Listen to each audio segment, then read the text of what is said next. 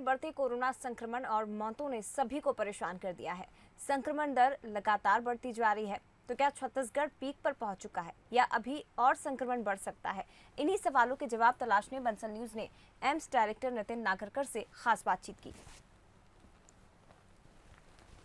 तो कोरोना संक्रमण लगातार बढ़ रहा है, मौतों का सिलसिला लगातार बढ़ रहा है और लोग चिंतित भी हैं और बहुत सारी लोगों के दिमाग में क्यूरीज भी हैं कि आखिरकार ये जो संक्रमण है कितना पावरफुल है, कब पीक पर जाएगा, क्या इसका वेरिएंट है, किस तरीके से नुकसान पहुंचा रहा है। बहुत सारे सवाल हैं। इन्हीं सवालों को जानने के लिए हमारे साथ मौजूद हैं एम्स के डायरेक्टर डॉक्टर नितिन नागरकर जी। मौतें बहुत ज़्यादा हो रही हैं, वजह क्या समझ में आ रही? क्या बहुत ज़्यादा पावरफुल ये जो वायरस है, म्यूटेंट है, बिल्कुल अलग रूप में सामने आया है? देखिए, अगर हम केस फैटेलिटी रेट अगर देखते हैं तो पहले में के मुकाबले तो केस फैटेलिटी रेट थोड़ा कम ही आया है।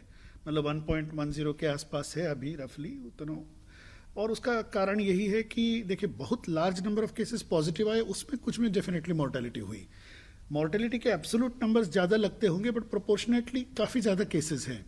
तो अभी भी वो जो हम पहले से कहते हैं पिछले साल भी और इस साल भी कि ज़्यादातर जो केसेस है वो माइल्ड या एसिम्टोमेटिक रहे होंगे या है। कुछ जरूर केसेस हैं जो कि मॉडरेट या सीवियर कैटेगरी में आते हैं। और चूंकि हमारा हॉस्पिटल एक रेफरल हॉस्पिटल है और सिक पेशेंट्स यहाँ ज़्यादा थे, जैसे पिछले साल भी शुरुआती दौर में तो माइल्ड और एसिम्टोमेटिक पिछले साल ज़्यादा है और बाद में हम देखने लगे कोमॉर्बिड वाले आए जिसमें कुछ में मौतें भी हुई। इस बार जो हैं रिलेटिवली शॉर्ट ड्यूरेशन में काफ़ी लार्ज नंबर ऑफ केसेस आए। उस प्रोपोर्शन के हिसाब से देखा जाए तो मॉर्टेलिटी लगभग पिछले साल जैसी ही है। केस फैटेलिटी रेट ज़्यादा नहीं है हमारा भारत देश का दूसरे देशों के कंपैरिजन में, लेकिन क्योंकि लार्ज बल्क ऑफ केसेस आए तो उस हिसाब से एब्सोल्यूट नंबर ऑफ डेथ लगता है कि ज़्यादा हो। हमको कई ऐसी चीज़ें सुनने को मिली कि 2 या 3 दिनों में भी मरीज एकदम सीरियस हो गया और उसकी डेथ हो गई। कुछ केसेस में ऐसा हुआ है। ये हो सकता है कि जो बहुत शुरुआती लक्षण थे उस वक़्त या तो डायग्नोसिस होने में देरी हुई हो या अस्पताल पहुंचने में देरी हुई हो या लगा होगा कि सिम्टम इतने माइल्ड है कि वो दिक्कत नहीं कर रहे हैं। और अगर properly saturation oxygen level check नहीं हुआ हो तो किसी किसी केस में फिर वो रियलाइज़ नहीं करते। हम पहले भी ये बात एक टर्म यूज़ करते थे, हैप्पी हाइपोक्सिया। मतलब इस बीमारी में ऐसा है कि हो सकता है ना बुखार है ना बॉडी एक है और ऑक्सीजन थोड़ा ड्रॉप हो रहा है, लेकिन मरीज इस बात को रियलाइज़ नहीं कर रहा है। लेकिन जब चेक करते हैं तो वो 94 से या 90 से कम आ रहा है। तो ये जो फॉलिंग ट्रेंड अगर इसका अगर ध्यान नहीं रखा जाए और प्रॉपरली उसकी जो भी ट्रीटमेंट है हॉस्पिटल में हो सकती है वो नहीं होती है तो कुछ केसेस में इसमें मॉर्टेलिटी देखी जाती है। बहुत सारी बातें सोशल मीडिया में भी चलते रहती हैं तो लोग थोड़े कंफ्यूज भी होते हैं। 2-3 ऐसी सवाल हैं, क्या ये हवा में फैल रहा है और क्या कुछ ऐसे भी केसेस हैं जिनको RT-PCR टेस्ट से भी डिटेक्ट नहीं किया जा रहा है?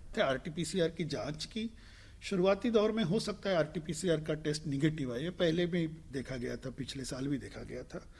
और कुछ दिनों के बाद फिर वो टेस्ट पॉजिटिव आती है। और ये भी देखा गया है कि हर एक में नहीं पॉजिटिव आती, हो सकता है डिजीज़ हो 70-80% पेशेंट्स में पॉजिटिव आते हैं। कुछ ऐसे पेशेंट्स हैं पॉजिटिव है लेकिन RT-PCR टेस्ट या तो सैम्पलिंग की वजह से या क्योंकि वो उस तरह की टेस्ट ही है कि उसमें कुछ डिफ़िकल्टीज होती हैं तो इतने को रीड नहीं कर पाते। के लिए बहुत शुक्रिया आपका। तो हमारे साथ एम्स के डायरेक्टर डॉक्टर नितिन नागरकर थे। बहुत सारे दिमाग में सवाल थे, आपके ही सवाल थे जिन्हें मैंने इनसे पूछा है, क्लियर करने की कोशिश की है। उम्मीद है डॉक्टर नागरकर ने जो बातें कही है उनको आप समझे होंगे, उनको अच्छे से अमल में लाएंगे और सेफ रहने के लिए जो टिप्स उन्होंने दिए हैं वो टिप्स अपनाकर आप सेफ रहने की पूरी कोशिश करेंगे। कैमरामैन योगेश के साथ अभिषेक शुक्ल, बंसल न्यूज़, रायपुर।